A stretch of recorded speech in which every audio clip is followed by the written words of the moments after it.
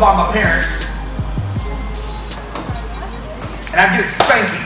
Now, I don't know if you guys get spankings, or if you used to get spankings. I used to get spankings.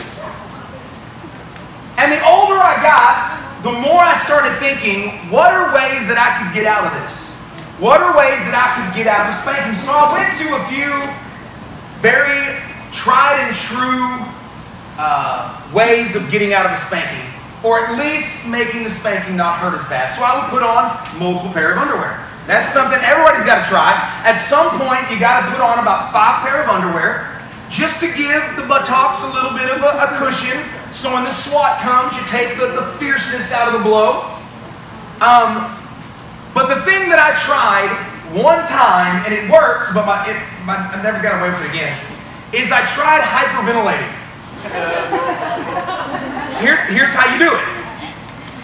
The first SWAT that you get, you really overly cry, like you really work it up, and then you pretend like you can't catch your breath. So my dad, at the time, pulled out the wooden spanking spoon that we had. No, I still do that. They hurt, man. Please, no. Pop! One pop. Jumped in the air, flopped on my bed, overly cried, I mean like really worked up a good cry, and then the hyperventilating started. Listen, something like this.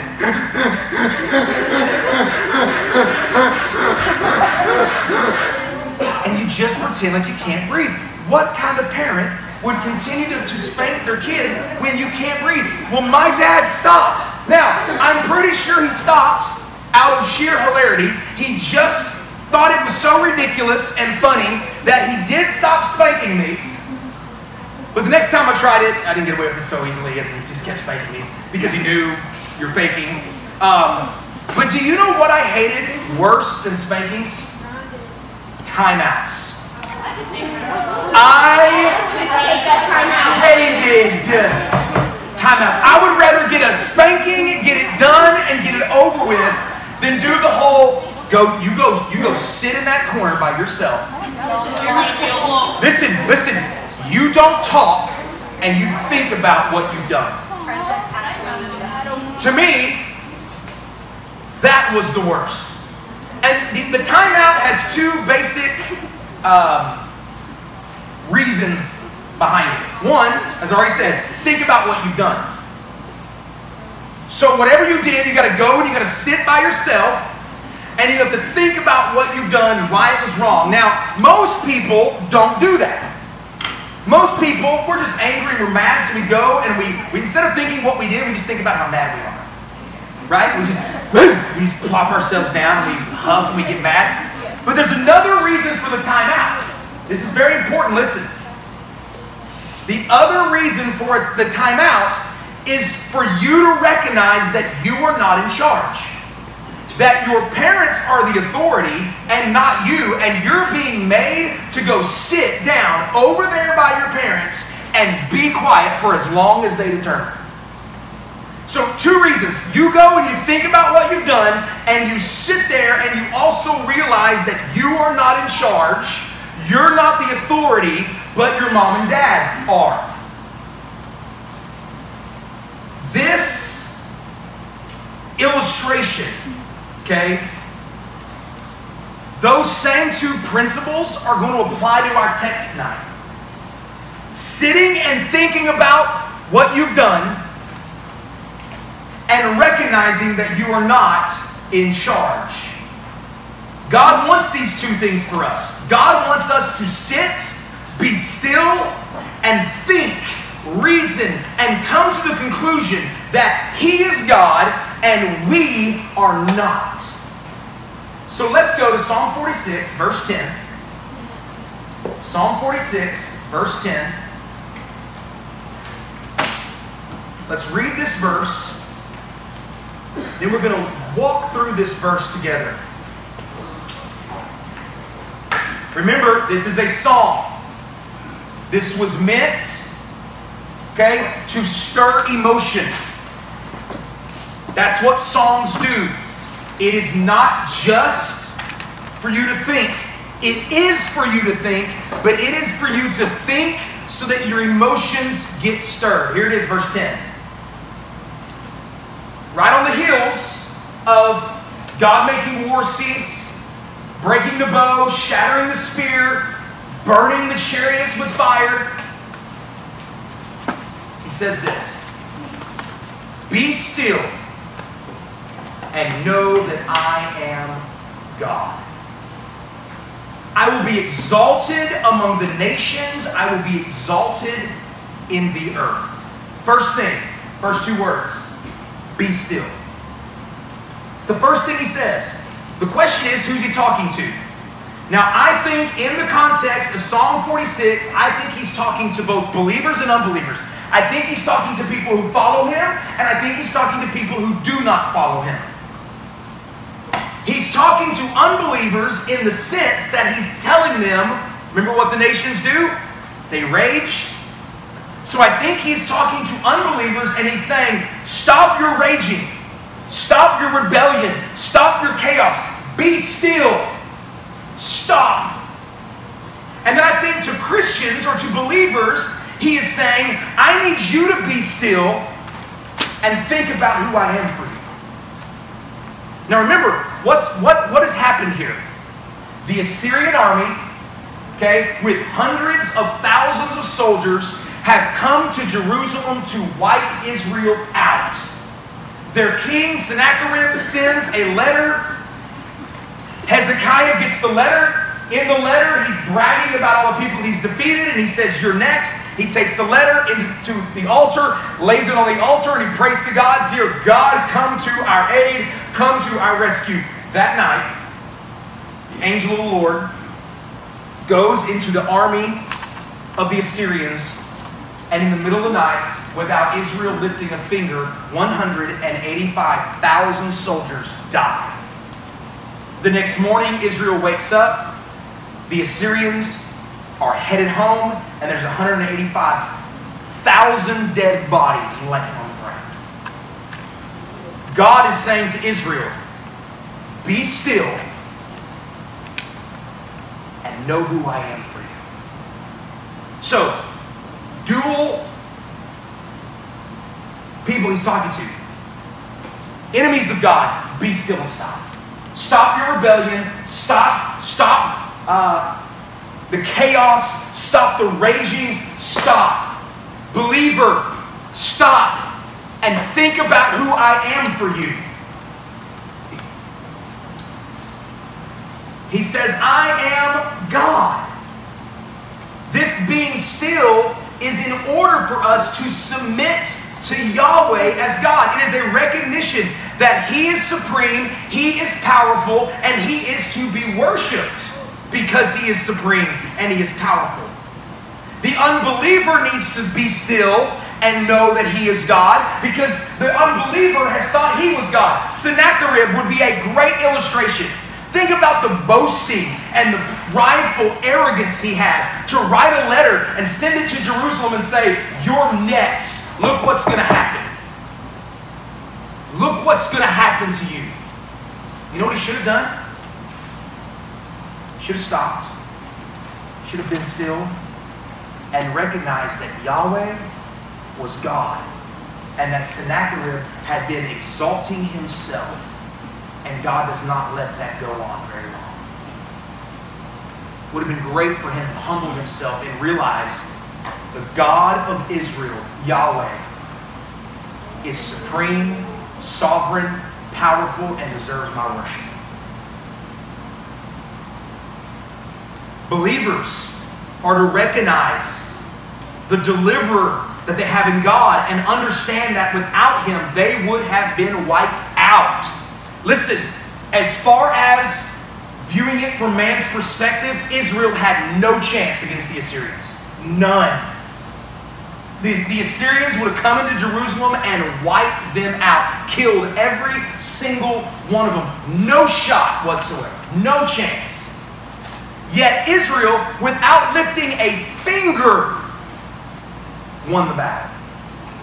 They need to be still, they need to stop, and they need to realize this God that we serve is so powerful and so great and so mighty. He is our fortress and our defense in such a way that we don't even fight for ourselves. He fights for us. Be still. Stop. Now listen to me, guys. I'm not saying be still as in be still and don't talk.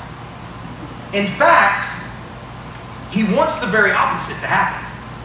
He wants you to be still, to stop what you're doing, stop the raging or the rebellion, or stop and think about the deliverer that God is. But then he doesn't want you to stay silent. He wants you to worship and praise him.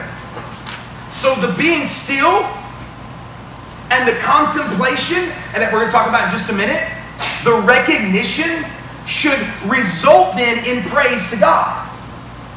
It's not, listen to me, it's not a perpetual staying quiet. The quiet is to be set aside so that you can recognize who you are in light of Almighty God and then praise him for who he is. And look at this. It says, guys, quit messing around. It says this in verse 10, be still and know that I am God. The question is, how does this submission come about? When you get put time out, you go there, and what are you supposed to do? You're supposed to think. Jonathan Edwards, great Puritan pastor, he is probably the greatest American theologian ever to live. He says, he spoke a lot about the mind and about reason and about logic, but I want to read you what he said about this text. Listen to me. Our submission is to be such as becomes rational creatures. Human beings, are we rational creatures? Yes, we're right. God made us rational. He didn't make the animals rational. Everything they do works on instinct, right? They don't stop and go, now let's think about this for a minute. I'm hungry and there's an antelope. Should I go over there and attack it? Should I go over there and kill it? Well, how would that make the mother of this small little baby antelope that I'm fixing to go over and part, how would that make the mother antelope feel? She probably wouldn't be happy about that. Should we do that? Like, that doesn't happen in the animal world. They go, antelope trailing behind the pack, let's go kill it and eat it. That's the instinct that happens. Human beings, on the other hand, listen, made in God's image, are rational creatures. We're reasonable creatures. We are to use our minds and reason and logic and think. And so he says we are rational creatures. And then he says, God does not require us to submit contrary to reason, but to submit seeing the reason as the ground of our submission. So listen, here's what Sennacherib should have done. Sennacherib should have done exactly what I said a while ago. He sits there and he thinks and he reasons. Israel has never been defeated. They've never been wiped out. We've heard stories of the Red Sea parting. We heard stories about the firstborn dying in Egypt. We've heard story after story after story about how Israel's God has delivered them over and over and over again. And using my rational, reasonable mind, I should recognize that I am making a grievous error here by attacking them. Their God is Yahweh. I need to know He is God. Do you know over and over and over again, do you know what God tells Israel to do? Remember when I did this? Remember when I did this? Remember when I did this? Why is God doing that? He's wanting them to think about how He delivered them in the past as a statement of what He's going to do now. Think, reason, use logic. If I've been here for you this whole time, will I abandon you now? Be still and know that I'm God. Now, the next two parts here is where this is going to come into play here. We've got 15 minutes, so we'll make a good time. All right. It says, I will be exalted in the nations. This word nations, okay, by all accounts, is referring to the pagan, fallen nations of the world. This is talking about those nations that are in rebellion to God. They have rejected the God of the Bible. Ultimately, they have rejected Jesus. But notice, it says God will be exalted among them. Now, listen, you think about that and you think, well, that's not how it works. I mean, God will be exalted because the Christians will worship Him. God's not going to be exalted by the nations. Yet that's exactly what it says, that the Lord, I will be exalted among these pagan nations. So the question is, how does this work? And I want to go to the New Testament to demonstrate this, okay? Now, I'm not going to draw pictures. I'm just going to write words, so don't Illustrate your words. freak out. Okay. Be creative. Everything I'm about to tell you is from the book of Revelation. I'm going to refer to some stuff. Is this on the video? Can the video get me? Yeah. Some of the things that I'm going to tell you, I will give you the passages where they're mentioned. Some of it, it's all over the place, so you're just going to have to pay attention. You can go back to Revelation and read it later. But I want to start with this guy. Dragon. I love dragons. Now the dragon in the Bible and in the book of Revelation, dragon is Satan. That shouldn't surprise us, right? The book of Revelation is a book that uses pictures to illustrate the point, right? Is Satan really a dragon? No, he's not really a dragon. But if we're using pictures to understand things, the book of Revelation uses the dragon to refer to Satan. Now, the dragon has two main weapons that he uses. Okay? They are what the Bible calls in Revelation the beast. Okay? In the book of Revelation, the beast is a weapon that the dragon uses. So Satan uses a weapon against Jesus and his people. The beast in the book of Revelation represents the world system. This can include governments. By the way, mainly it includes governments. Okay? The world system is the beast. The beast, every generation has a beast. Okay? And the beast rules with an iron fist. The beast says, you will do what we say.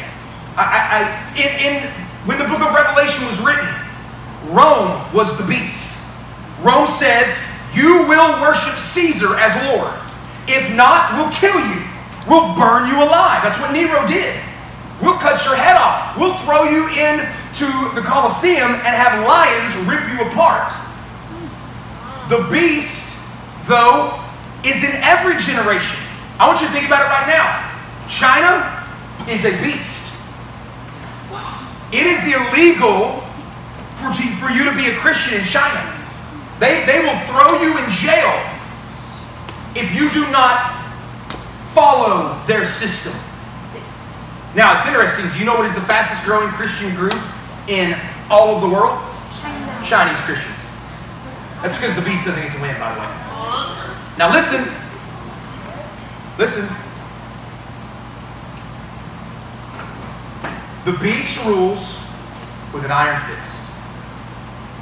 You will submit. By the way, you know what's scary? America is becoming more and more beastly all the time.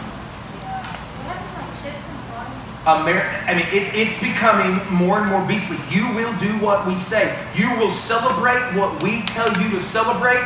You will worship what we tell you to worship. You will elevate what we tell you to elevate. That's the way that America is now, with their laws becoming more and more beastly all the time. But there's a second. Can't draw beast, guys. Just do it. The Bible also in Revelation talks about the false prophet. The false prophet is not a person. It's not a one person. The false prophet is any religious system that comes along that is contrary to the gospel of Jesus Christ. Like stuff? There's all kinds of stuff that is contrary, any religious system. any religious system that is contrary to the gospel. So here's what Satan does. Satan, the dragon, uses the beast with an iron fist to tell people, you will do what we say. You will not worship Jesus. You will worship what we tell you to worship and do what we tell you to do. And then the false prophet is false religion that comes along that says, here's how you worship God. And the devil uses both of these to destroy humankind. Now, there's one other thing that's really weird. In Revelation chapter 17, you can turn there if you want to. Revelation chapter 17, we are told of the great Babylon, or the great prostitute. And you're thinking, what is that all about? You've got the great prostitute and the great Babylon. But hey, that's just two names for the same thing. Okay? But look at verse 17, chapter 17. I want you to, this is interesting. I want you to see this. Then one of the seven angels who had seven bowls came and said to me, come, I will show you the judgment of the great prostitute, who is seated on many waters, with whom the kings of the earth have committed sexual immorality, and with wine of whose sexual immorality the dwellers on earth have become drunk. And he carried me away in the spirit into a wilderness. And I saw a woman sitting on a scarlet beast. So I need you to see something here. The beast and the great prostitute work together. They work together here. Listen, they don't do the same thing though. Because look at this. If you'll notice back in verse 2, it says, the kings of the earth have committed sexual immorality. The wine of sexual immorality. They've become drunk on her. She's called a great prostitute. Prostitutes lure and seduce and draw in. So notice the difference here. How does the beast get you to do what it wants? Iron fist. You will do this. How does the prostitute do it? Seduction and lust and desire, and brings you in that way. So what happens is the devil knows, I'm going to attack human beings two ways. I'm going to attack them with an iron rod that they've got to do exactly what these government systems tell them to do, but I'm also going to entice them in. Listen to me. I'm going to give you a couple illustrations. Stop talking and look at me and listen. We live in a culture that I said is becoming more and more beastly all the time. Okay? One of the ways that our culture has become beastly is they have told us that there are sins that the government has made legal, and said that if you Christians do not support these laws, then you're the wicked ones. So here's the beast coming and saying, abortion? Sorry, Christians, this is the law and you're going to deal with it. Homosexual marriage, this is the law and you're going to deal with it. But then at the same time that happens, the prostitute comes along to Christians and to non-Christians alike, but the prostitute comes along and seduces people into that system so that people have abortions. So that people say, oh, if I'm attracted to the same sex, then I can do whatever I want to. Parentheses. Just because you have a sexual desire doesn't mean you act upon it. Our culture has said, if you feel a certain way, then that means that's who you are. Let me ask you a question. Does my flesh tempt me to lust after a woman that is not my wife? Yes. Do I have the right to go, well then, I have that temptation, I have that desire, so I can go do that. How do you think that's going to work with my wife when I come to her and say, babe, listen, I'm being tempted to have sex with another woman. So God made me this way, so I'm going to go do it. But that's exactly what we're doing.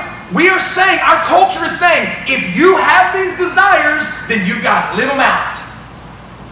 That's what the great prostitute does. And here's what happens. Listen. So the devil uses both of these together to lure people away from Jesus. To lure people to live for themselves and to not live for Jesus. Now, turn to chapter 19. Here's what's going to happen. Listen to me. Here's what's going to happen. You're drawing this on your paper. Seduction.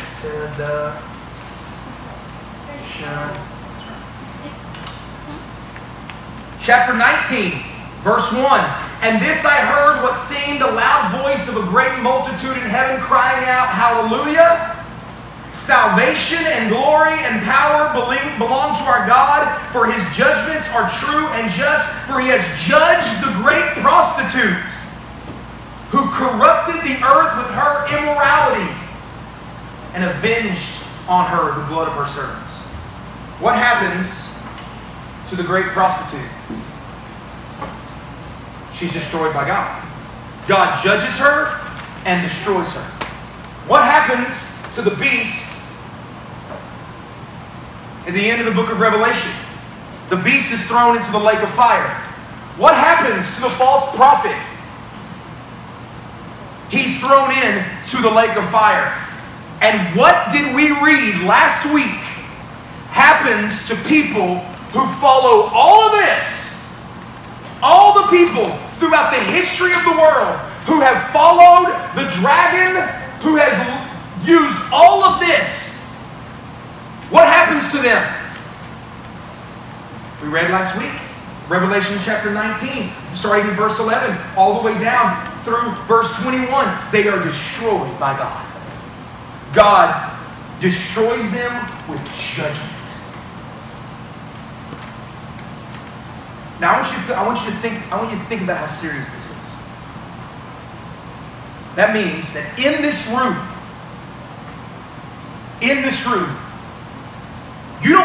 you may have deceived yourself, but there is a chance that in this room there are people that are right here. And the God of this world has blinded the minds of unbelievers to keep them from seeing the knowledge of the glory of God in the face of Jesus Christ. And so instead of seeing Jesus, you are consumed with this. And you don't even realize that the devil is the father of everything you're doing. And if you continue in that, you too will be destroyed. You too will have the judgment of God coming upon you. Now, there's one more thing I need to talk about here, which is interesting. One more thing I need to talk about here. The Bible also says in Philippians chapter 2 that at the name of Jesus, that because of what Jesus has done, at the name of Jesus, God is going to exalt him. Every knee will bow and every tongue will confess that Jesus Christ is Lord, to the glory of God the Father. So I gotta put two and two together here. So what we have to do, we have to say, okay, all the people in the world that have followed after all this stuff, okay, all those people are going to be judged by God. Okay, these are the nations from Psalm 46 verse 10. These are the nations that have followed the beast and the false prophet and the great prostitute. But all these people will have to bow their knee before God and with their tongue praise that Jesus Christ is Lord, ruler, king. So there is, as a part of this judgment of these people, as a part of this judgment, as they stand before God, being judged for this, for following this, they will fall down on their face before Jesus, and they will admit. Here's what they will do. They will be still in that moment. And you know what they will do? They will know that he is God. And they will speak that he is God.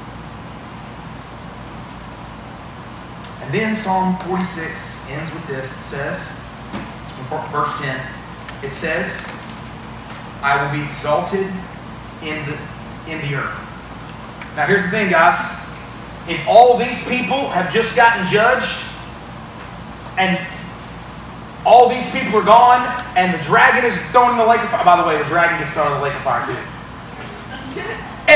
All of this gets wiped out.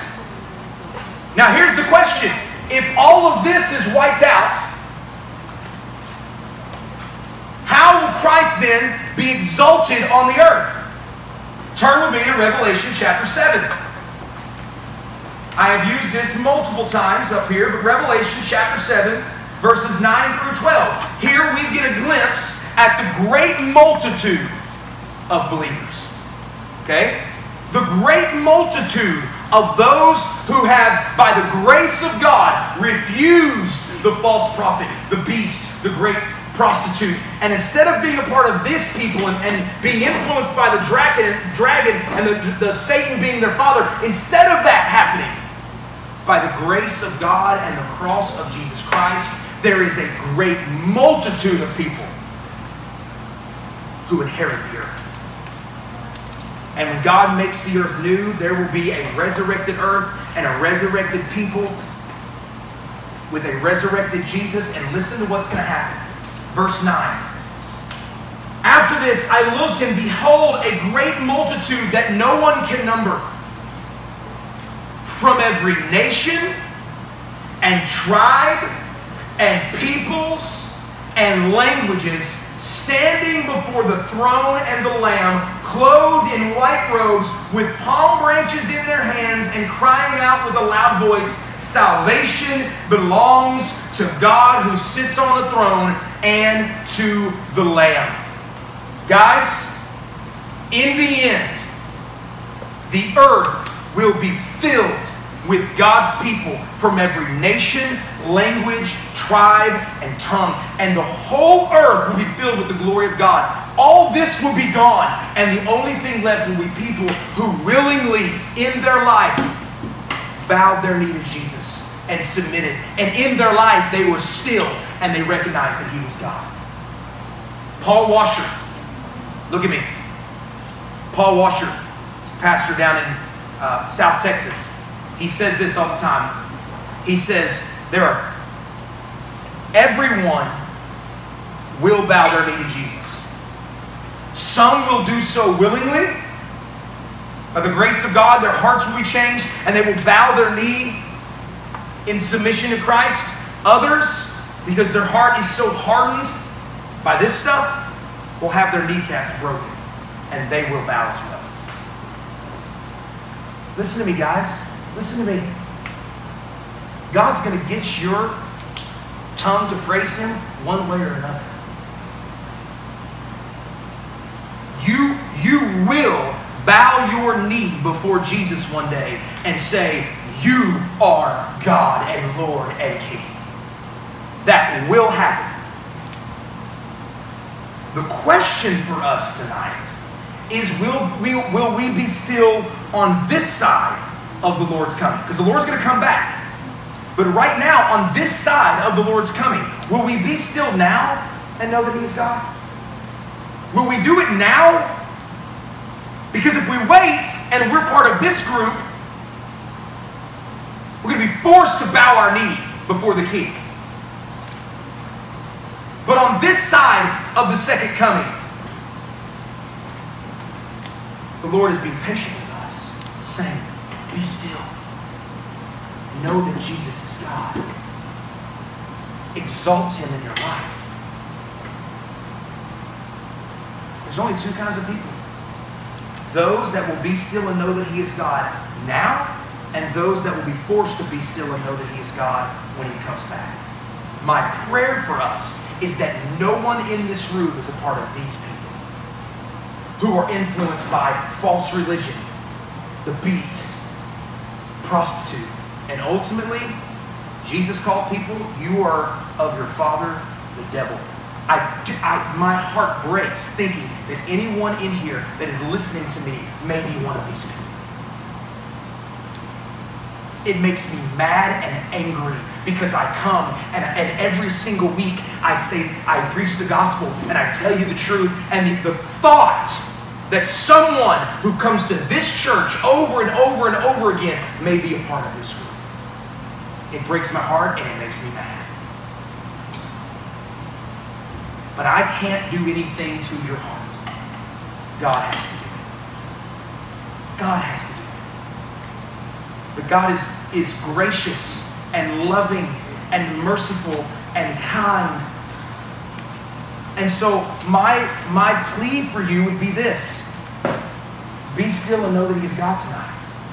If you've never done that, you say, what does that look like, Neil? It just is what we're talking about. It's just stopping and thinking and reasoning and saying, listen, Jesus is God and He's worthy of my worship. And so I'm not going to live for myself anymore. I'm going to live for Him.